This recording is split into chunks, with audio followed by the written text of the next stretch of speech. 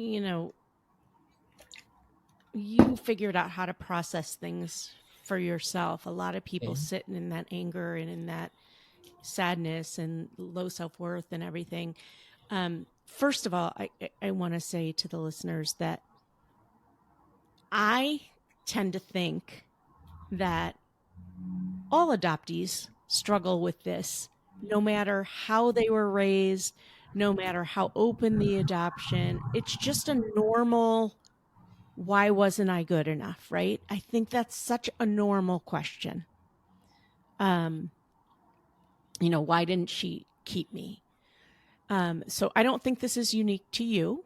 I think no matter if a white family adopts a white baby or you look different than your family racially, those issues are universal, I think. Would you tend to agree? Yeah, I've definitely seen that pattern. There's always a little extra doubt of self-worth in adoptees. Okay, so what do you want to say to other adoptees who might still be stuck in that headspace? I would say, I think I did a reel with this. I think I did a little reel with this with Family Adoption Network Connections out in California. Oh, they're great. But it was, your worth is going to be where you put your mind and where you put your time and energy. I put my time and energy telling myself I wasn't anything, so that's what I was. Then the switch happened, and I started putting my time and energy and worth into helping others, reaching out to the community, articles, legislative, advocacy. Boom, all these things started falling in line. So now, my worth is in school, friends, family. And so that's the thing, is you're going to find your worth where you put your time and energy into things. And so I decided, let's just see let's just see what would happen. Because if you're feeling like you're nothing and, you don't feel like you're anything, just for a month, try and put your time and energy into something else just for a month. If what's the harm? If you already don't think you're enough, well, what's the harm? Just try it for a month. And I guarantee you're probably going to see those relationships go stronger. You're going to see the outcomes in school get better. You're going to see the outcomes in sports get better. And so I'd really just replace that feeling of, unknown with support and kind of all these different things that could back me up of who I am and see me thrive in these areas. And then that's where at least I found my support. For someone else, it might be theater. Someone else, it might be a club. But just find something that you really want to be into, have it be a passion, and put your time and energy into that, and just see what happens, because I'm pretty sure it's gonna be a good outcome. Welcome to the Adoption Roadmap Podcast, your go-to guide through the beautiful, complex, and transformative journey of adoption. I'm Rebecca Gruenspan, a single mom through adoption consultant for over a decade, author of the Adoption Roadmap book, and your trusted guide. In each episode, we dive into real experiences, expert insights, and the raw, honest truths that you will need to navigate your journey. Whether you're just beginning, in the thick of it, or well past placement, you'll find support and community here to help you navigate this unique path with confidence and love. Adoption isn't all rainbows and butterflies. It is life-changing and worth every bit of effort. Let's learn, grow, and journey together on the Adoption Roadmap Podcast. Imagine standing in front of the mirror, seeing a physical scar that tells the story of your very first moments, a mark that reminds you daily of your uncertain beginnings. Born in China and adopted into an American family, Wilson Munsterman grew up in Omaha, Nebraska, with questions about identity, worth, and belonging. But instead of letting those questions define him, Wilson has turned them into a mission to uplift, educate, and advocate for adoptees everywhere. Now a grit scholar, literally for kids who have overcome an obstacle and show grit, at Creighton University, and the author of Marked by Adoption, 10 Key Insights from an Adoptee's Perspective, Wilson is using his voice to spark change, from the pages of his books to the halls of Nebraska's Capitol. Today, he's here to share his story, his insights, and his hope for a more compassionate, adoptee-centered world. Welcome to the Adoption Roadmap podcast, Wilson. So glad to have you. I want to set the stage. How old were you when you were adopted? When did you first realize what that meant? And how was adoption talked about in your family growing up? Yeah, well, first off, I want to say thank you so much for having me. It's an honor to be here. So I was adopted in China at 10 months. I never realized what it meant really until about middle school or high school years. Growing up in elementary school, I was like every other kid. Didn't want to do laundry, didn't want to do my chores, didn't want to eat my veggies. All I did was want to, have fun, eat ice cream, eat junk food. So yeah, elementary school, there weren't really any challenges. There were some snippets here and there, but I didn't realize what it actually meant to be adopted. I knew I was adopted because my parents were always very open about it. It was, you would be able to talk to them about it and talk with them about it, like asking, when the guy asks you at the ice cream counter what flavor ice cream you want. It just was that casual. And, so they were always very open about it. And yeah, I mean, it was just like asking any other question. So it was very open in my family. Okay, that's good. Did you guys talk about it? Did your parents bring it up every so often? I mean, there wasn't really a need to bring it up. We always knew that we were adopted. Some of those challenges I think adoptees face don't really start until those actual teenage years, preteen years. Growing up, you're just like every other kid. I knew there were challenges that I have to face due to some, interactions with people. But I mean, it was always an open book. And it was a book that I knew that I could open whenever I wanted to. When they had questions, I was an open book for them. And so it just was a thing that, did it really just get discussed? No, but it's because there wasn't really a need for it. Okay. It wasn't the priorities of, growing up at 9 years old. I'm more worried about my homework I have to get done so I can go watch cartoons, not because I'm adopted. And yeah, so those questions definitely came later in life though. Okay, but you felt like it was talked about enough to know that it was okay to talk about, and if you had questions, you could bring it up? Absolutely. My Awesome. parents, since I can remember, it was, you're adopted, we love you. You came from another woman's belly. If you ever want to talk about it, we're here, no matter the time of day. 9 a.m., 10 a.m., all the way to 4 a.m. You need something, you wake us up, we'll be there. And so there's just having that support was always super huge for me. I knew that I had a safe, pillar to go run to if I ever had questions. Yeah. And I just want to say for listeners, Wilson is a freshman in college. Okay, so you're still like, I don't know if are you a teenager or your early 20s? I turned 18 in January. Okay, 18. No, 19. Sorry, 19 in January. Okay, so you're still a teenager. Yes. And you said, so first of all, it's amazing to have you here because, and I thank you for being so open, because it's rare to get a fresh perspective for a lot of parents who are in it right now with their teens. Listeners, you are hearing from the horse's mouth right now. And he's no horse. He's a very handsome guy if you want to go check it out on YouTube. You said, just to embarrass you a little bit, because I am a mom of a teenager, you said that middle and high school were pivotal times when questions about your adoption really started surfacing. So what were some of those early questions, which aren't so early for you, but because that was not too long ago, and how did they shape your understanding of identity and belonging? So what were some of those pivotal times? What were some of those questions that started surfacing for you? Well, it was as I've quote unquote, deemed it. I followed the path of the whys, the whats, and the unknowns. I wanted to know what happened. Why do I have that, scar on my side? Why was I given up for adoption? More importantly, how did I make it out of China? With everything happening there around the '06 era, I wondered, what in God's grace am I now doing in America with opportunities that I would have never had if I wasn't adopted? So I really wanted to know the unknowns and the whys of my story. And having those questions, it's really easy, and this isn't just an adoptee thing. I've seen this happen with everybody, is that when you get really trapped by those unknowns and those whys and whats, it can lead to a pretty bad place where you just kind of start internalizing those, It's, you want the answers, but you're also kind of scared. Well, what if I do get those answers? So it's either you find yourself being able to live in the unknown, or you get those answers and you have to deal with how those make you feel. And me having those unknowns, I knew from a very young age that the odds of me ever getting those answers were next to none.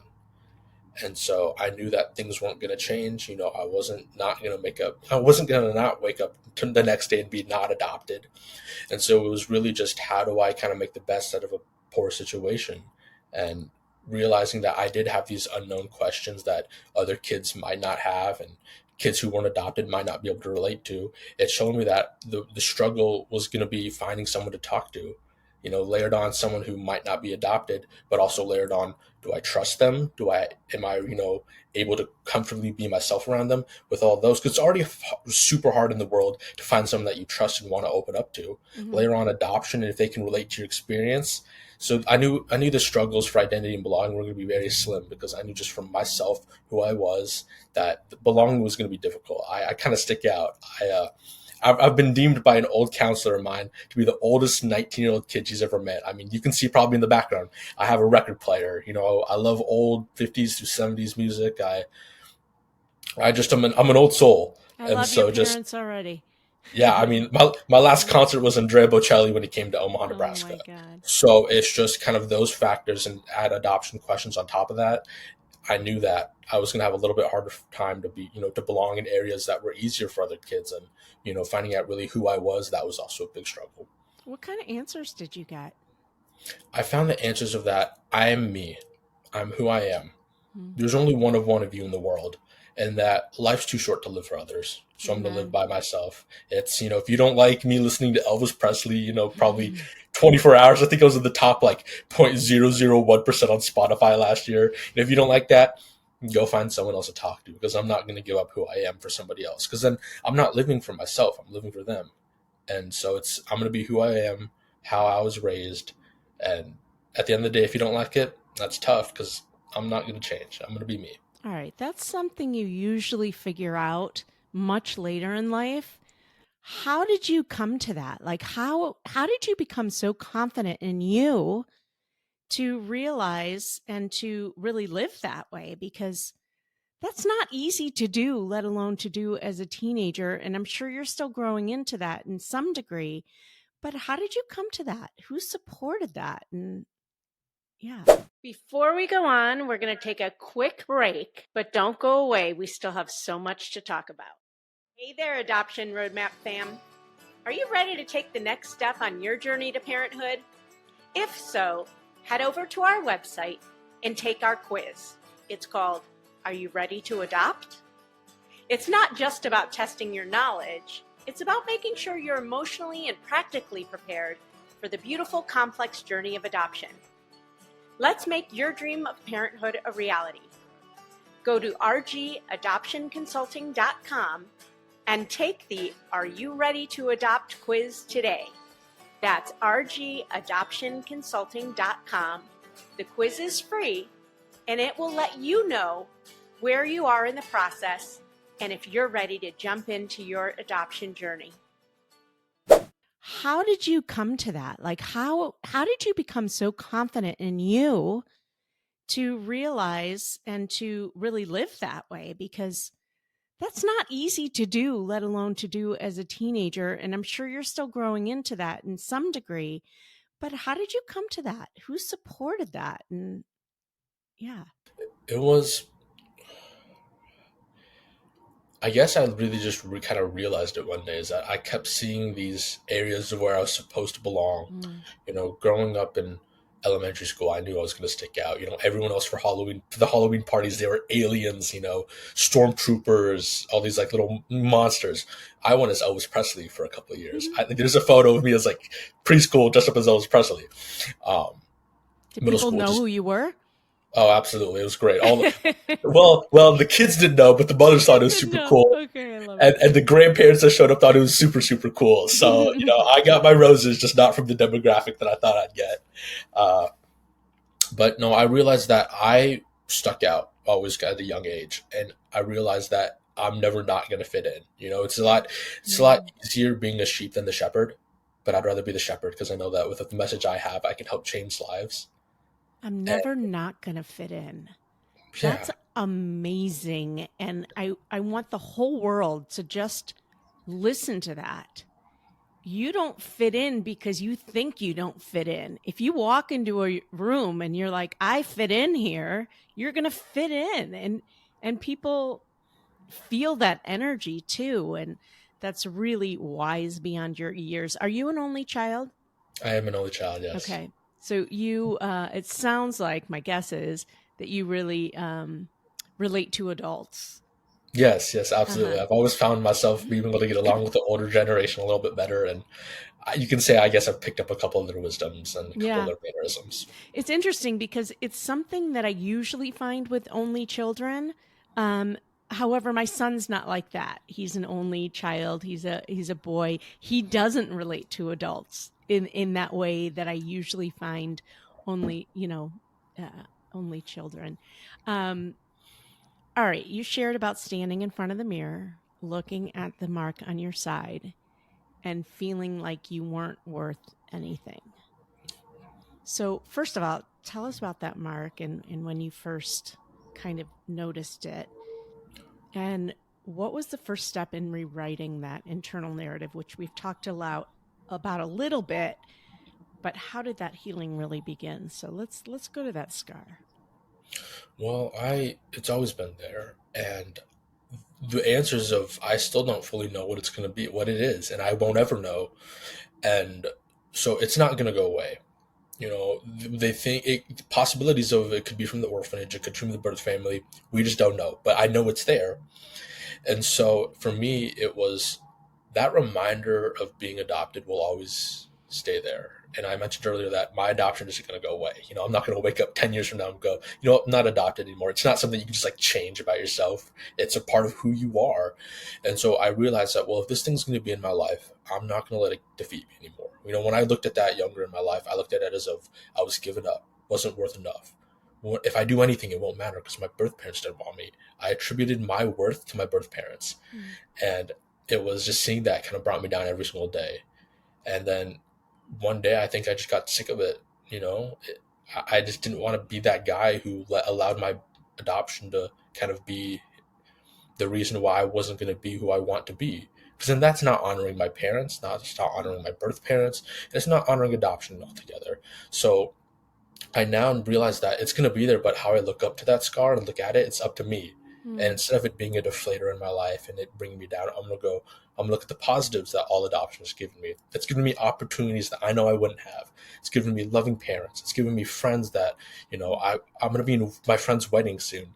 It's given me friends like that I take bullets for, that love me. And it's given me so much. It's given me the ability to change lives, to write a book, to help other adoptees not feel and hopefully come out of the darkness sooner than I was able to.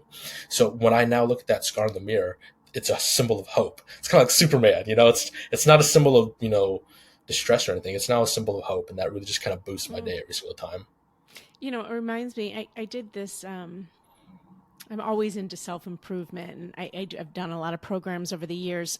In one particular program I did, it had us take a story that really was defining us in a negative way, right? And I remember mine was around infertility and never being able to be a mother and all of this. But and the exercise was to write down that story and partner with somebody and read that story, and the first time to your partner. And the first time you read it, you're usually reading it with tears streaming down your face.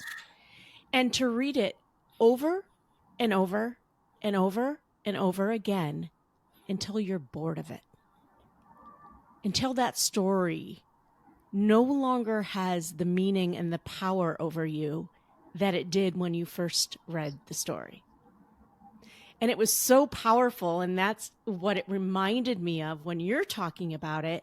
You can make it define you in a negative way, or you can be sick of having it define you in a negative way and choose to look at it as just a thing that is in your life, or maybe in a positive way, right? It just is a part of you, period. It doesn't have to have a meaning, or it can mean something more powerful.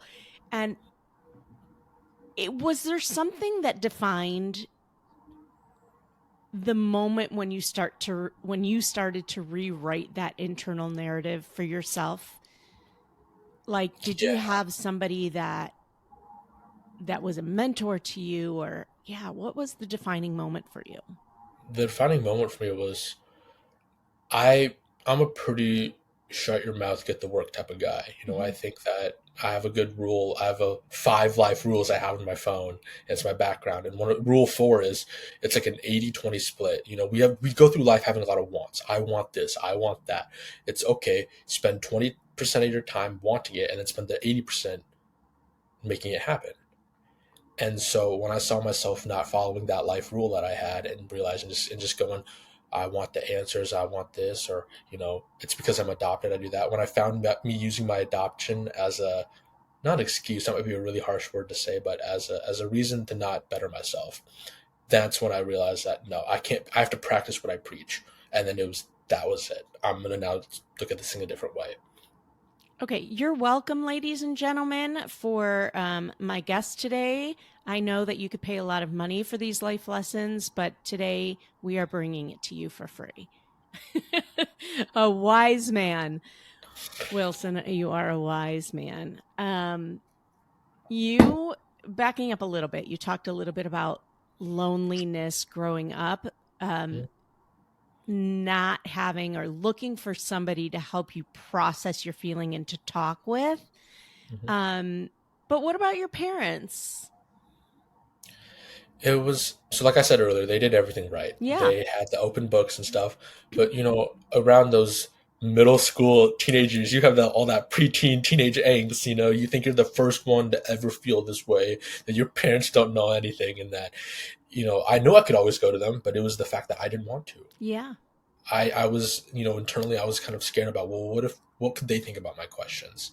Thank God they're both adopted, so they're able to relate, pretty well with me. But I kind of just didn't want to. I felt comfortable going to them, but I also wanted to see what other options in my life I had to go to. Mm-hmm. Because it's the people that will be there for me, when the hard times happen. That's how I know who I can count on. And so I didn't have a big family growing up. I Mm-hmm. didn't have like a big, bunch of aunts and uncles I could call up and cousins I could say, hey, I'm feeling pretty down today. I had a few people, but But like you said, that's, you probably wouldn't anyways. I mean, yeah, no, these it are was, adults. These are, yeah, yeah. they're adults. And what it is that my big thing that I've kind of leaned on is my friends. Mm-hmm. My whole lesson is I didn't even think I was going to say this at an adoptee conference, but I said, friends are the biggest support in your life Yeah. because nobody is friends with anyone they don't like. I don't know too many people who have a bunch of friends that are like, I don't really like these people, but I'm still friends with them. Good point. So it's the fact that they choose to be there for you. When your friends reach out and go, hey, are you okay? Hey, you seem down today at school. Hey, is everything all right? They're willing to reach out and do that on their own time. And it was when the fact that every time I'd have these doubts and every time I'd have these worries, I always had people to be there for me and reach out to me. That's what I should have been focusing on the entire time. I was so blinded by the whys and the unknowns. I didn't see the bigger photo that I had people there the whole time, every time I did. And so it was really in those friends that I had that I was able to lean on and cry on and really process my feelings and realize what my adoption meant to me specifically. Do you remember the first time you opened up to a friend? I do, absolutely. Tell me about that. So it was, people knew I was adopted. It was always kind of like, oh yeah, I'm adopted. I'd give the very surface level of stuff. I knew what people wanted to hear, um, but the first time I really opened up to a friend about kind of what it meant, about how I know I've seen things in my life where it plays parts that I didn't realize it could play. Like I don't really trust easy. I like doing everything on my own. In my mind, it's me against the world. It's me. It's if I want something done right, I'll do it myself. And so kind of bringing that up, I remember I was talking to her about it in high school, and I was really worried about, like, I don't know what her reaction is going to be. She wasn't adopted herself at all. I was like, is she just going to look at me and go, I can't help you, I don't know what you want me to do? But she met me with compassion, she met me with a hug, she met me with just absolutely just unconditional support. And then it was the fact that I really waited 16, 17 years of my life to not have this with somebody. And I want others to have that, and I hope others do find that and find that friend that they can open up to. And so yeah, that was a huge pivotal moment for me, because I realized that how much support's out there for me and for others. And so yeah, I'll never forget that first kind of opening up an interaction. Was that just like, how did you feel after that? Was it just a feeling of relief? Absolutely. Yeah. It was like a weight. It was like a, it's like Karen, or, it's like when you work out and you're squatting a couple, 225, and you just walk under from the bar, and all of a sudden you feel like you can I jump don't on the often moon. do 225, maybe 210. Yeah. But yeah, it's you kind of do that. You just feel like you can jump all around the moon. You feel super light. That's what it was like. And so I just walked around that day just feeling I was on the moon. It was an incredible feeling. Did you even know that there was stuff you needed to like share or get out before that moment? I mean, there was some stuff I knew, like surface level. I knew that I had doubts, but as I was talking, I guess it just kept flowing. Yeah. And so it was kind of sitting back going, holy crap, I said that to somebody. I didn't even know I felt that way. And kind of looking back, you're like, your body knows, your mind knows, whether you want to suppress those feelings or not. You know how you feel. And it's just being able to find someone to really get it all out and have that pressure of these feelings be lifted off you. That's the key. Yeah. Well, thanks for sharing all that. I think there's some lessons in here for adoptive parents. Number one, ouch. Like, our kids don't want to share everything with us. And it's just, teenager angst, especially when they become a teenager, like, we don't know everything, right? We know more than you think we do. But anyways, here we are. We want our kids to tell us everything and open up to us. And I can't tell you how many times my 13-year-old just says to me, "Forget it, Mom. You don't get it." And I'm like, oh, ouch. Yes, I do. But okay. But so number one, that just is, and that's normal. Number two is, our kids, even if they did open up to us, it's so important to have peers and to, first of all, build those relationships, right? That's what we do, especially in our teenage years. We build those tight relationships and we start to open up more to friends instead of our parents, and get that sense of one, belonging and support and fitting in and all of that you mentioned.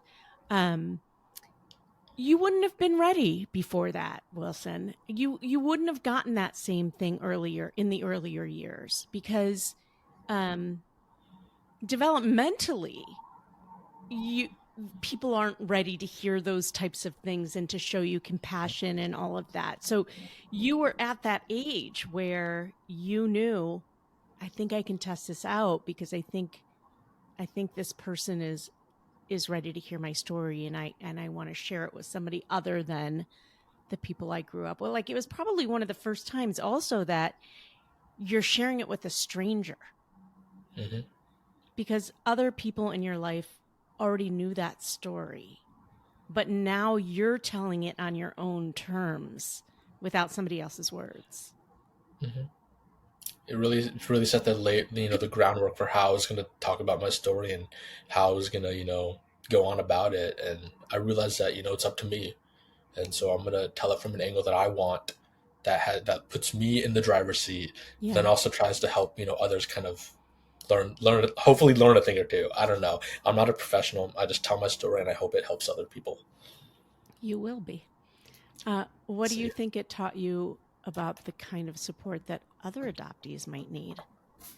It's taught me that, so this is a story I think from college that I think people would really like to hear, is that I had a person come to the dorm, just randomly, didn't even know how we all ended up there. It was one of those nights where we're all ended up studying and, hey, let's go back to the dorm.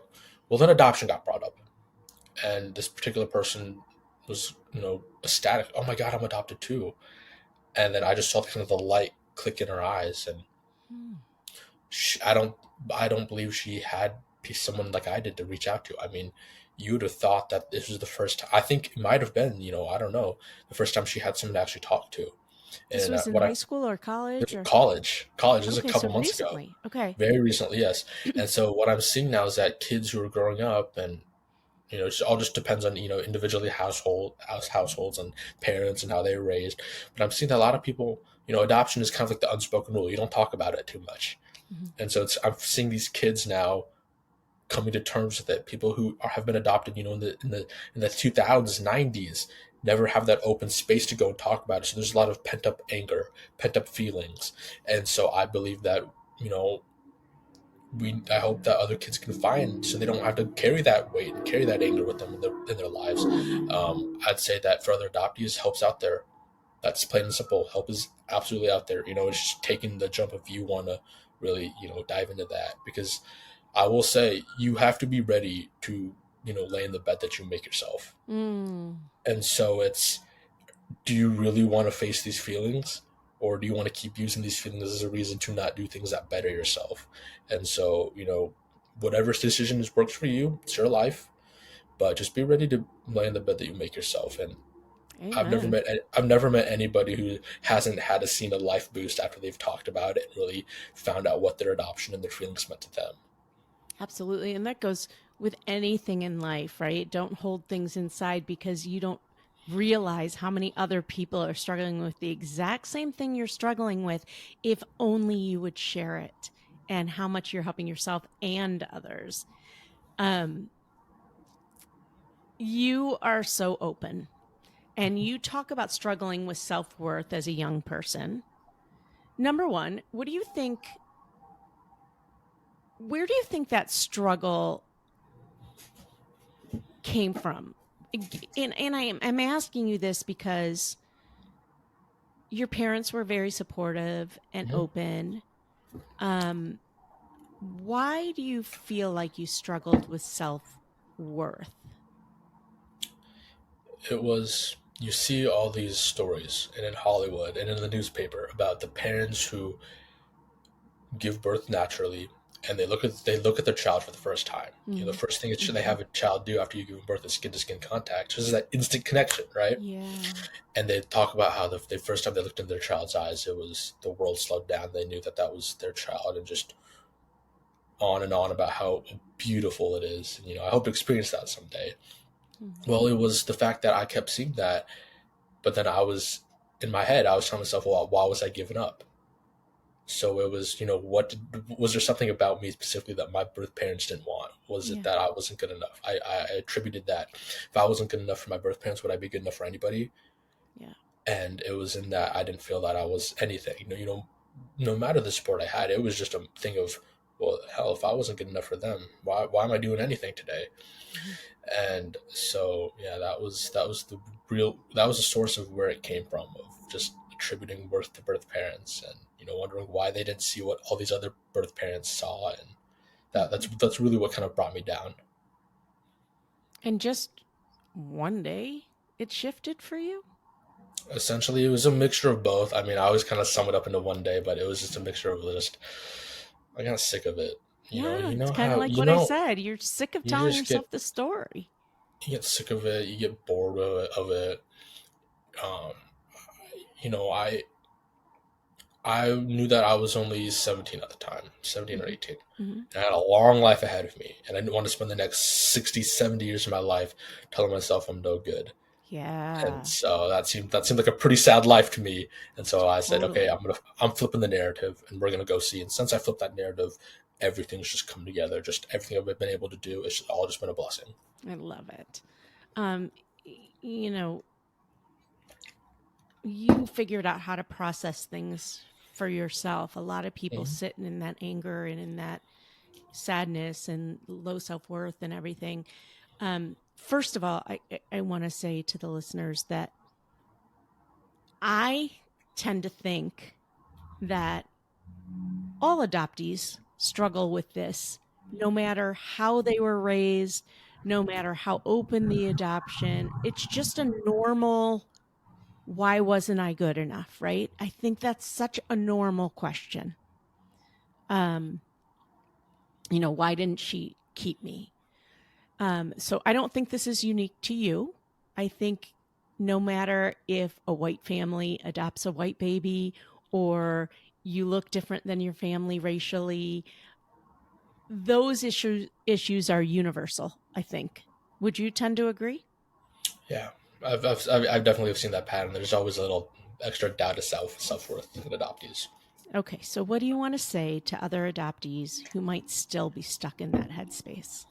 I would say, I think I did a reel with this. I think I did a little reel with this with Family Adoption Network Connections out in California. Oh, they're great.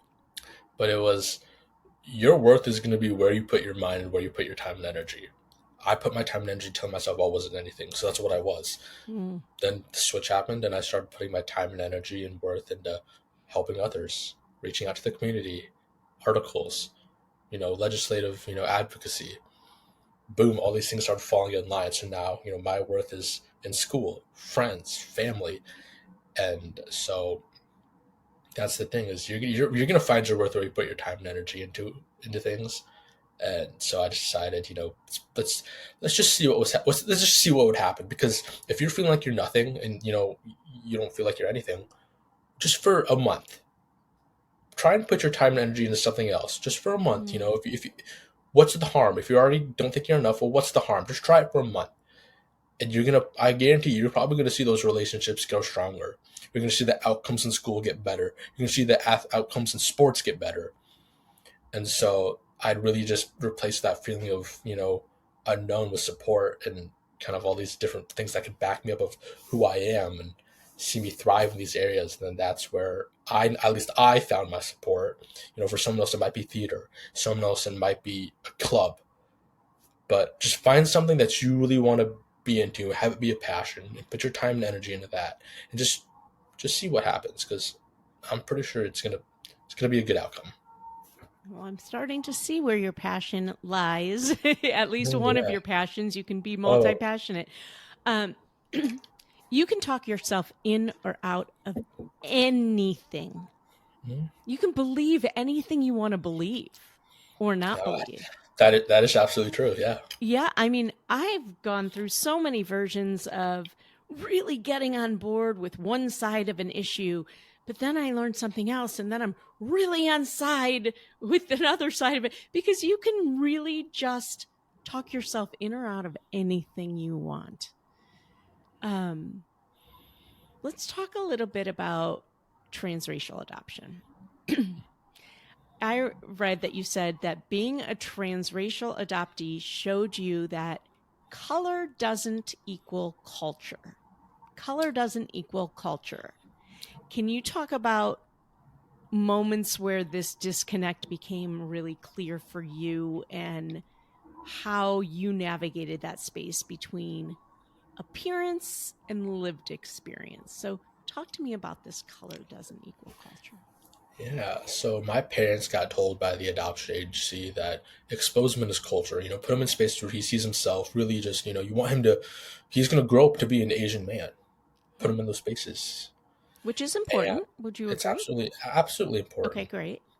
So they did everything right. I remember elementary school, my parents would have Chinese New Year's. So I was always the kid. My mom would bring in a huge thing of fried rice and we'd, walk around making all this noise. It was super cool. It was super fun.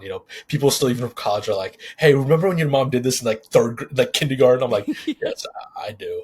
Yeah. So fake firecrackers would go off. It was hilarious. It was it was a really cool time, actually. So they did everything that they put me in these spaces, exposing me to culture every day on our gotcha day. When the child gets adopted, we'd always go to a new restaurant and try and, always would look up what's really authentic. So they did an amazing job at, exposing my culture. The big moment where I realized that color doesn't equal culture is that they wanted to kind of take it further. And I believe this was sixth or seventh grade. We went to a Chinese learning center church in Omaha, Nebraska, and it was a very big staple for the Chinese communities to go here. And so my parents, we want him to see other kids who look like him, and we want him to see what is culture. So I went to these places. They got told that I would fit in. I got told that I would find a sense of instant connection of when you walk in here and you see everyone who looks like you, boom, you're gonna feel at home. Well, I did, and that wasn't my experience. It was because, yes, I might have looked like them, but I didn't know how to speak Mandarin. I didn't know that, I didn't know that you're supposed to have certain mannerisms at the table. I didn't know that, we didn't celebrate every single Chinese holiday. There's just a bunch of them. We celebrated the big ones, but we didn't celebrate them. And that's no fault of my parents. I couldn't tell you every single holiday, you know. Um, but it was the fact that I might have looked at them, but because I wasn't raised in that culture, I couldn't relate to them. And so where I was supposed to be an insider and have that in-group kind of feeling, I was an outsider to them. Mm-hmm. And so from after leaving that, I realized that, color doesn't equal culture. Just because I look a certain way doesn't mean I'm going to have that culture, because I know that there are thousands, hundreds of other thousands of adoptees in my same spot. And so that's when I really, like I said earlier, I'm going to live by myself. I'm going to live doing the things I like. I'm going to live watching the old country westerns. I'm going to live watching, my parents and I still watch reruns of the Carol Burnett show. It's going to be stuff like that. And I know that that brings me joy, and I don't really care what anybody else thinks. And that's what I'm going to do. And that nothing, yeah, that's what it is. And the big thing I really want to bring attention to this is that it's very important, like you said, that parents need to become mindful of, if they do adopt transracially, what their child's going to go through. Really exposing them to the culture. My thing is, and I'm very understanding of both angles of a viewpoint. I really like that I can disconnect and see things from both angles. Is that I don't think people realize how hard that is. And I know how I was raised. If I go adopt a child from, let's say, the Netherlands, from Greenland to England to South Africa to India, and I have this child, and they say, okay, now I want you to expose this child to their culture and what they're up to. One, I'm going to be not even know where to start. I couldn't raise a child in any culture that I was raised in myself. Um, Plus, it's that there's no, how am I going to do this? Parenting is already hard enough. Now I have to, not that it's an extra layer, but it's, okay, well, where do I start? Do I reach out to who do I even reach out to? Because I can have the greatest intentions, but unless I know the roadmap to how to get that child the care that they need, I won't know where to start. And so I think it's just having the understanding for everybody is that, adoptive parents pretty much come from a place of love and support, and that it's hard to raise another kid in another culture, and they don't mean to do it. If you see shortcomings, it's not, 9 times out of 10, it's not out of you know anything malicious. It's out of just, it's hard. It's very hard, because I know I couldn't do it if raising a child out of a culture of my own. Do you wish you would have been immersed in the Chinese culture? No, No. I really don't. I mean, we had the Chinese New Year. We had everything growing up. We'd celebrate Lunar New Year. We'd have all the holidays. My mom got, you know, she was the head for a while of some Chinese like adoptees group that we'd always hang out with every month or so, where it was a bunch of kids Awesome. adopted from China, and so Mhm. she did everything correctly. I want Yeah. to make that clear, everything correctly. But I mean, I don't really wish I was raised, That you knew more directly in about that. what you were No, talking about. because Yeah, go ahead. then I wouldn't be me. Sorry, I wouldn't be me if I Yeah, knew that. y- And I'm happy with who I am, and so I'd rather just stay that way. for sure. Absolutely. Um, Also, I was thinking, nowadays, in the generation that we are in now, in the world that we live in now, so many people of different ethnicities and cultures than our own are just raised American, right? So there are lots of people who look like you now who are born from other Chinese families, but that still don't know the culture because they were raised in America where their parents were raised in China, and they just don't do the things that they used to do, or the kids might not care as much, so they're like, I'm not going to Chinese school or whatever. Hmm. um or know the language, right? There's so many people who are born to their own culture but don't know the language because they spoke English in their house. So I think we're starting to see that a little bit more than we ever used to, and I'm going to guess that we're going to see that even more, that we live in this melting pot that not everybody knows. You can't assume that everybody kind of just knows the same thing because of the way they look. Yeah, absolutely. I think let's, in my mind, I don't ever judge somebody off looks, Mm-hmm. color, creed, race, religion, orientation. I judge you on who you are. I judge you on if you're a good person. I judge you on your personality. I judge people by people. If you say who you are and you follow through and you're come from a good place of heart, I'll pick up on that and I'll know that. And so that's how I judge people, as individuals, not as a community. What was the turning point for you when you decided to start speaking out and becoming this powerful advocate for adoptees? What do you think helped you find your voice? I guess it would be, I saw the need for it. I saw that, how hard it was for me to get to that place, and that I knew that there were others who hadn't got to that place. So I saw the need and wanted to really help them out. And then I guess all the mentors in my life were all products of people who've interacted with, and all the mentors. And so just having those mentors in my life, absolutely. And I'll probably talk about one later when you bring up another question. Choose just an absolute, just amazing person.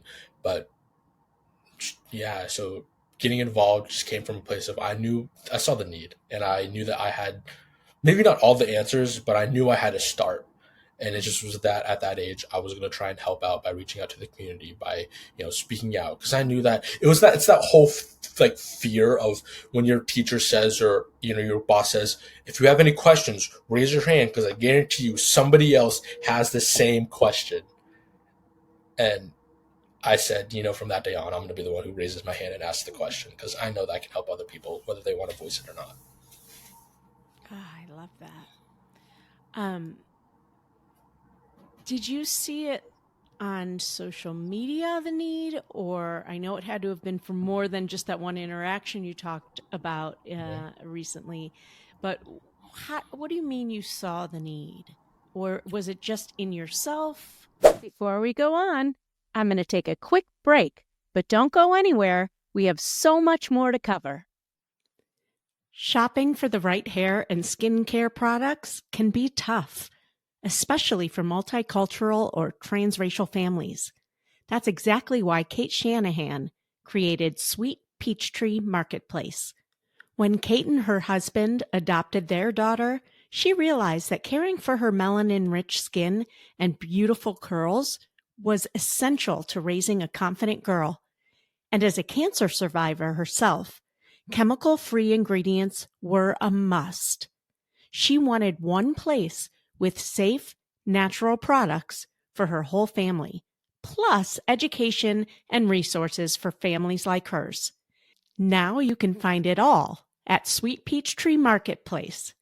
Just visit sweetpeachtree.com, and because you're a listener of the Adoption Roadmap podcast, if you use code ROADMAP10, you'll get 10% off your first order. sweetpeachtree.com with the code ROADMAP10 for 10% off your first order. Sweet Peachtree, celebrating every curl, every shade, every family. Did you see it on social media, the need, or I know it had to have been for more than just that one interaction you talked about recently, but what do you mean you saw the need? Or was it just in yourself? I saw the need in myself. Yeah. I knew that there were 8 billion people on the planet, and a bunch of them are adopted. And that even I think the lessons I speak to about self-worth can even be applied to outside adoption. So just seeing the need in myself, seeing the need just locally in my community, when I'd reach out and say, hey, is he okay? And then I get some feedback of, well, they're adopted, and she's just having some struggles with hearing. Then I'm like, okay, after about 4th or 5th family that I was helping out, I'm like, yeah, this is going to have to go to a bigger level, because, I only have so much time in the world. I probably can't I'd love to be, if I could meet with every family personally and help them out, I would, but time's limited. And so I said, you know what, we're going to now get involved in social media. And yeah, that was the best way I could reach as many people as I can. Well, you figured it out, even so much so that you testified at the Nebraska Capitol. First of all, I want to hear how that came to be, but you shared with in the legislature, whatever, in government, what you wish had existed when you were growing up. So first of all, before I ask you any other questions about that, how did that come to be? Well, I had a mentor I had. Her name's Shannon Bingham, and she's just a knockout superstar. I mean, co-owner of her own salon, beauty pageant winner, philanthropist, just adoptive mother, just all around. Is she from an Oklahoma? amazing person. She's from Omaha. Omaha. Mm-hmm. I think I heard her She's from speak at. Nebraska. Yeah, I think I heard her speak She at probably is. She speaks all around. She's at a just a knockout conference. superstar. Okay. Absolutely. Mm-hmm. And so I remember I was at work, and this was senior year of high school. I'm at work, and I just get a text from her. I'm like, "Hey, I have an opportunity. I want you to come speak at the Capitol for a resolution that examines the lack of support for adoption and foster care kids." I thought she was kind of playing around. No, she was actually serious. And so it just kind of led from that. I'm just like, oh, okay, this is big time now. This is legit. Yeah. And so it was in that process of trying to write about it. Tried to be, tried to sound like a politician. I tried to sound high, really big words that I didn't know.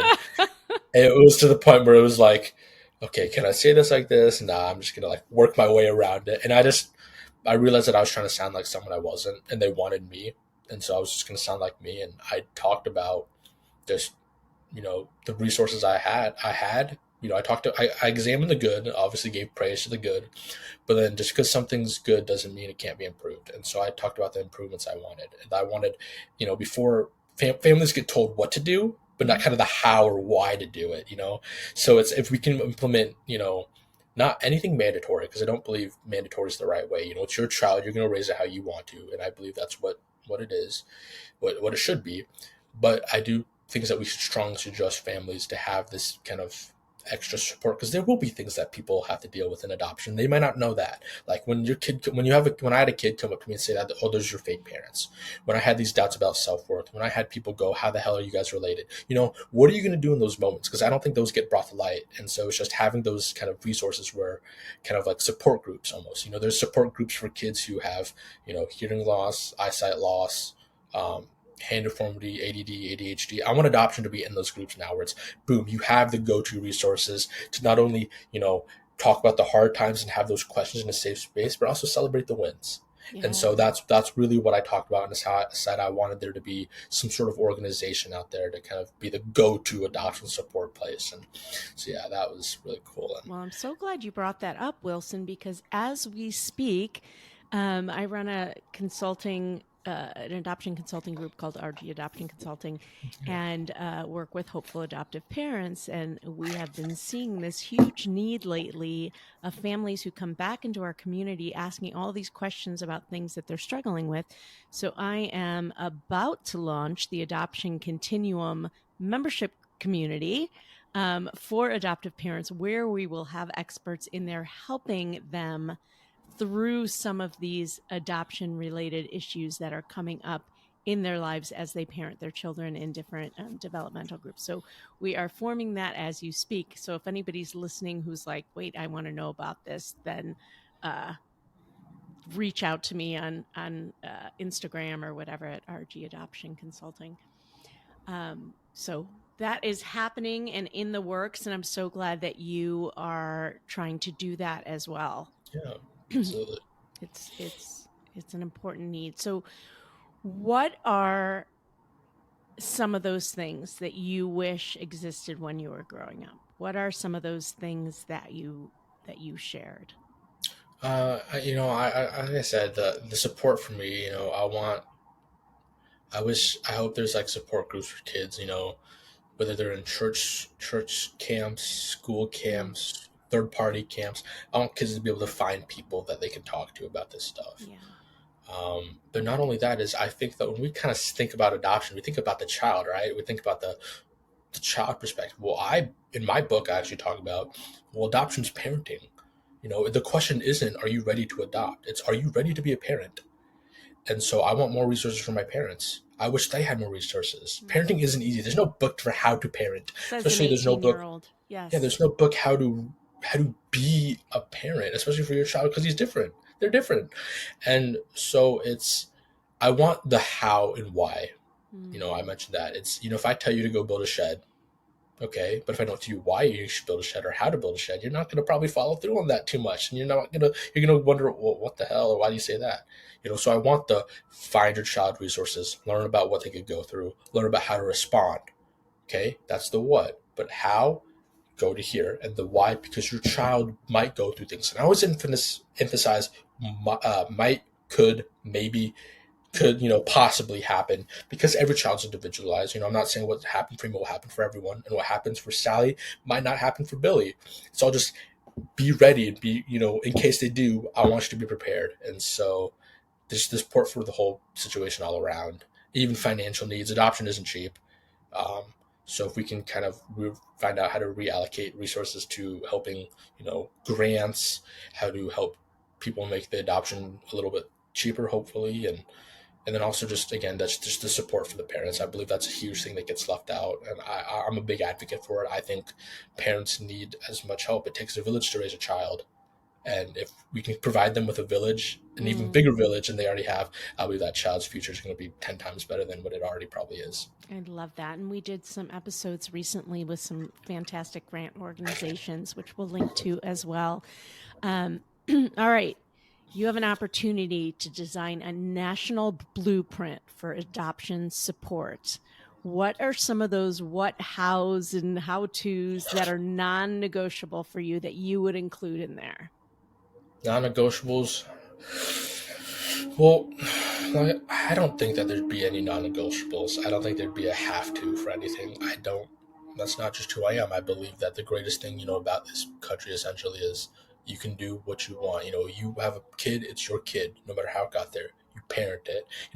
My favorite joke to say when I'm speaking is, no matter how your child got to your home, it's your home. So if they ever act out of line or, say something snarky, don't be afraid to whip their butt. You got every right to it. And that comes from someone who is 19. So if they have anything to say about it, you can tell them directly DM me, because that's their job. Just hope they don't turn you in.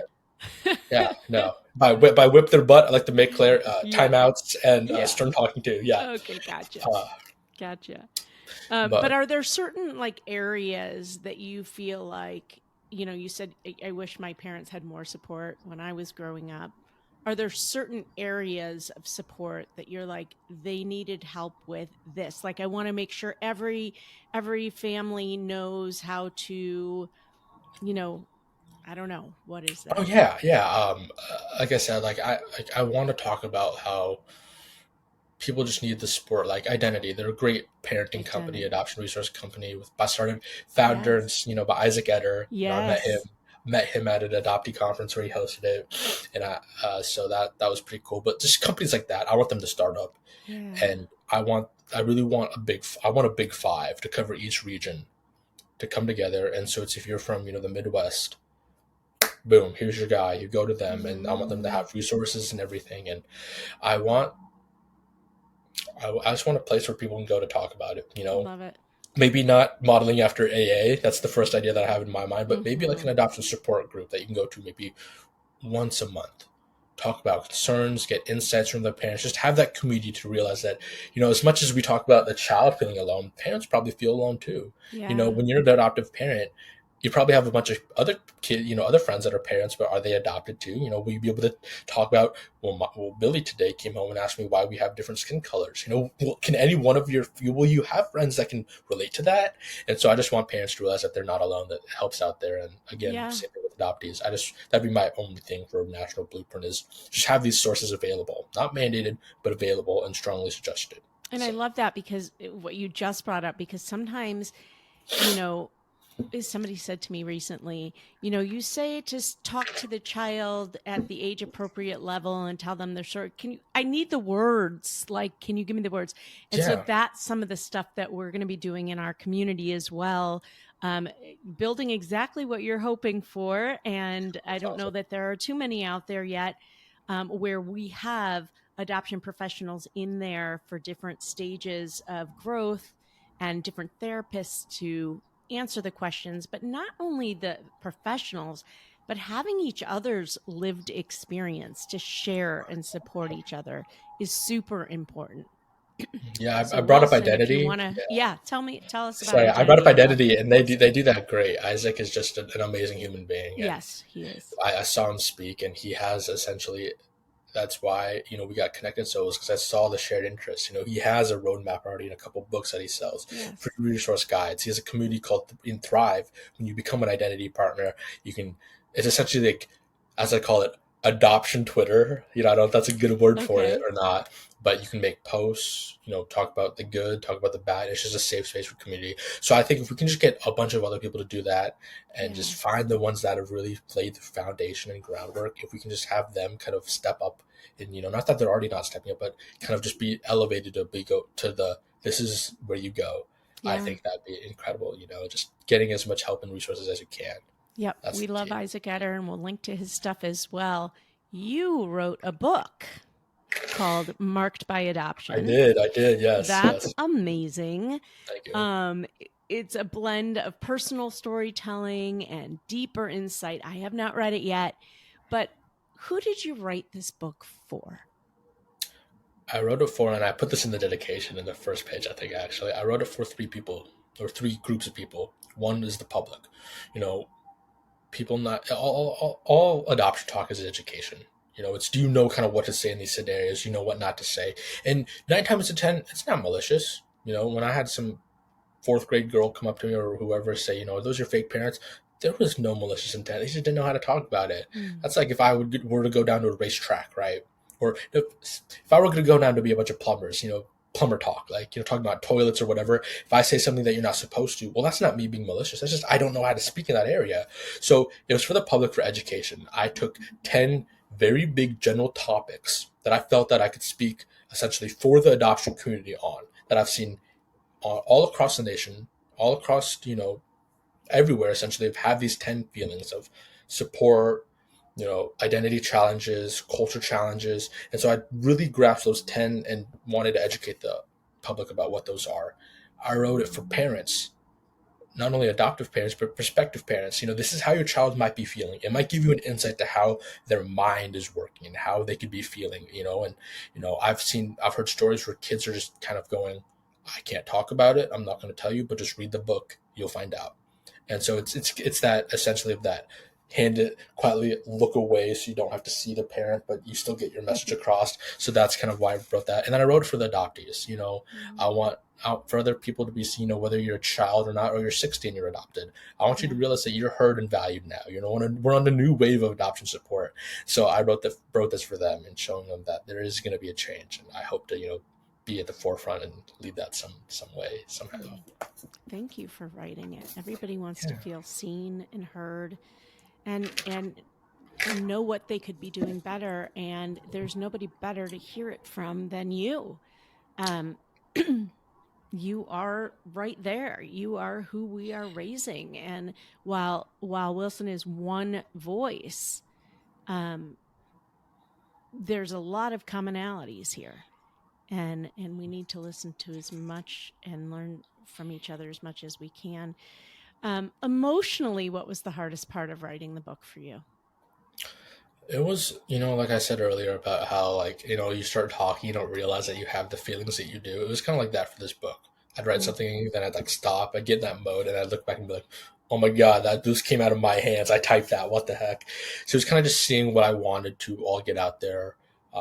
But it was also seeing what I didn't want to get out there. I'd go probably too far into a chapter and realize, that's a little personal. I don't want to talk about that.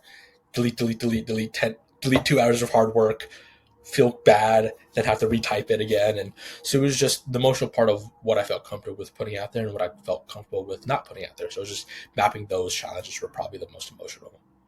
Did you learn anything about yourself, or did something surprise you?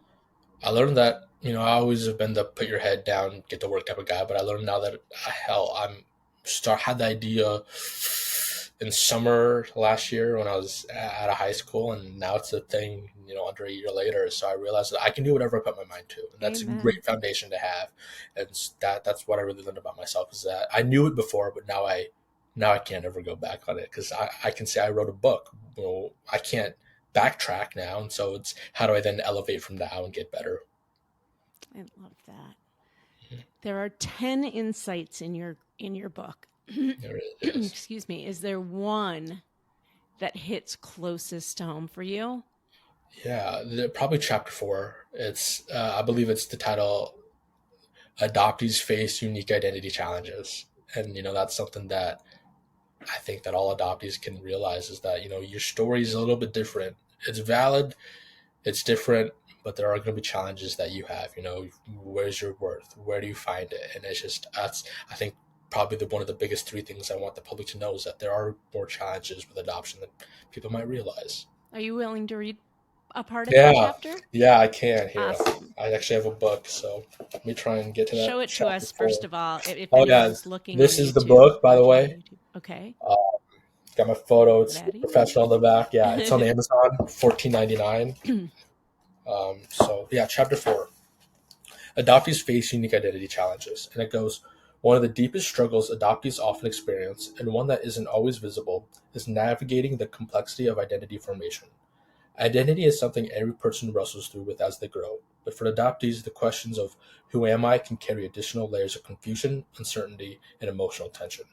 It's not simply about knowing one's name, family history, or where one lives. For adoptees, identity also includes navigating dualities, belonging in a family while simultaneously feeling a sense of loss about one's origins, connecting with cultural heritage, while adapting to new traditions and grappling with complicated feelings about self-worth and belonging. They're not superficial struggles. Their emotional reality is deeply embedded in the adoptee's daily experience. And that's just a little first page I wrote. Yeah, thank you. And you'll have to, where can people, on Amazon you said? Yep, Amazon $14.99 for paperback, and then for hardcover it's $24.99. Awesome. And tell us the name again. It's Marked by Adoption, and then it's 10 key insights from the adoptee's perspective. By Wilson Munsterman. Did I say that right? Absolutely, yeah, you nailed it. Awesome. Thank you for sharing a piece of that. I love it. And I know identity is it's such a huge piece of adoption. And if parents don't, aren't willing to really dig into that piece and what that means for their child, then you shouldn't be adopting, because that is a humongous piece of anybody's life. But for an adoptee, there's an extra layer that's really important and essential. You've once said we're more than where we come from. We are what we do with the life we're given, which we've talked a little bit about today. We're more than where we come from. We are what we do with the life we're given. With that in mind, what do you hope that listeners today will take away, not just about adoption, but about what it means to be seen, supported, and human? Well, when I said that, I was thinking of a quote from my college, and it's by St. Ignatius of Loyola, and it's "Go Set the World on Fire." And it's about taking what you've learned, taking what you know, and going out and helping others, essentially setting the world on fire with your passion, your knowledge, and what you can do for others. And so I believe that's why we're here. That's why God put me here. I know my story. I know I shouldn't be here. And that's something I've come to terms with. I know I probably shouldn't be able to wake up, have the opportunities I do. And so it's a discredit to myself, my family, and everyone around me if I don't go out every day and try to leave the world a better place than when it came from. And I think that's the main course of, what we can do. In today's world, it's hostile. I'm going to say that right now. It's hostile. But I believe that if we can just take a step back, realize that people have reasons for why they think a certain way. Whether it's from influence, it's always either from influences, experiences, and personal knowledge. And so if we can kind of step back, realize more the why they think that way instead of what they think, then I think we can all have a more compassionate world. And everyone I know, it's like that. I don't know if they had these in school, but it's, that marble track where you all put the marbles at the top and it takes different ways, but it all ends up at the same place. There's a loop-de-loop that's straight down. I feel like that's what we are in life. We're all trying to end up with the same goal, with a loving family, grandchildren, successful. We just have different ways to get there. And I think if we can understand that we all have different ways and that no way is the right way, they're all different and everyone's valid in their own way. I think it's kind of really understanding that is that we can then move to a more compassionate world. Not only will we be seen, we'll be seeing others for who they are, and that we're all human. If we tend to hold others to almost a godlike status, if that makes sense. Like they, others should not mess up. But when we're in the same shoes, we kind of, give us a little leeway. And since if we can look at ourselves the way we look at others, look at others the way we look at ourselves, and put others first before us, I think the world would be a much better place. Amen. Everybody has insecurities in this world, no matter how you see them. But know your self-worth. Know that you belong in the room. Raise your hands. Be that one to raise your hand and share the answers. Share your wisdom. Wilson, you gave us so many golden nuggets here today. I really appreciate you being on and sharing your story. Go out and buy his book. Watch him on YouTube. Do you have a YouTube channel? I do not have a YouTube. Okay. I just have an Instagram and a Facebook. Or an Instagram. So okay, what's your Instagram? It's just Wilson, Wilson, and then the first 4 letters of my last name, Muns. All right, go follow him. Wilson, before I let you go, though, I have a quick fire round for you. I'm ready. All right. Give a shout out to one person or organization that has influenced your adoption journey or the work you're doing in adoption. Shanna Bingham. She's my mentor. She's the reason why I'm doing everything I'm doing. Everything I do is a product of hers. She sets an incredible example for not only me to follow, but for the world to follow. She elevates herself. Everyone can elevate themselves. That's a very easy thing to do, is to elevate yourself. But as she's doing it, she's also bringing others along with her. And so I've tried to follow that steps. Now I'm out of high school, so now it's okay. I'm trying to find, juniors and seniors who hopefully can carry on the message and help them understand why and what I'm doing. And so Shannon Bingham is my absolute shout out. She's just a knockout superstar, incredible person. And all right, everything. Shannon, I'm inviting you on the podcast. Come on. Yes, absolutely. Yes. I highly suggest you. I'll send you her Instagram. She just is an incredible person. And I can sit here for probably as long as we've been recording and singing her praises. I love it. I've been following her too. What's one piece of advice that you would like to share with adoptive parents or hopeful adoptive parents?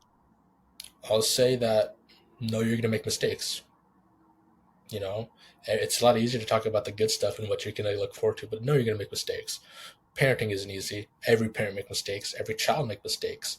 And it's not all about having the right answers. Having all this adoption support, it's very new. So older adoptees might not have had it, but it's very new, and you could learn everything about it. You could learn everything that you need to know and everything you think you could be prepared for. Your child will hand you something that you were not prepared for. I guarantee that. And it's just, know that it's not about always being right. It's not about having the answers. It's about creating an environment where your child feels comfortable, safe, loved, supported, and understand that when you do make mistakes, it's not going to change anything, because you're going to be able to have that background and have that already, made environment of love and support. And so that'd be my thing. That'd be my thing to adoptive parents and parents looking is, you're going to make mistakes, but don't let it stop you from being an amazing parent. What's one thing you wish every adoptive parent knew before they brought their child home? Set up a college fund and let that just sit there in a money market account and let it just gain interest. So when their child goes to college, you'll have a good fund. I love it. Describe adoption in 3 words. Love, fear, compassion. Adoption is not just a destination. It's a journey filled with love, resilience, and growth. Wherever you are on this roadmap, trust in your path, stay open to learning, and always lead with your heart. You already have everything you need to create a beautiful story for your family. And when the road takes unexpected detours, I'm here to help you navigate every turn along the adoption roadmap. Thank you so much, Wilson. Thank you. It's been an honor. Well, I hope you enjoyed that episode of the Adoption Roadmap podcast. If you did, I have a few favors to ask of you. First, please hit subscribe so you never miss an episode. And while you're at it, I'd love to hear your takeaways. Please write a review and let me know what you liked. And if you have a question or a suggestion on what you'd like to hear, I'd love to hear that too. Please shoot me an email at support@rgadoptionconsulting.com and let me know what you'd like to hear about. And if you have a question, I may just answer it online. Thanks again for listening. Tune in every Wednesday and Friday morning for a brand new episode of the Adoption Roadmap podcast. Until next time, bye-bye.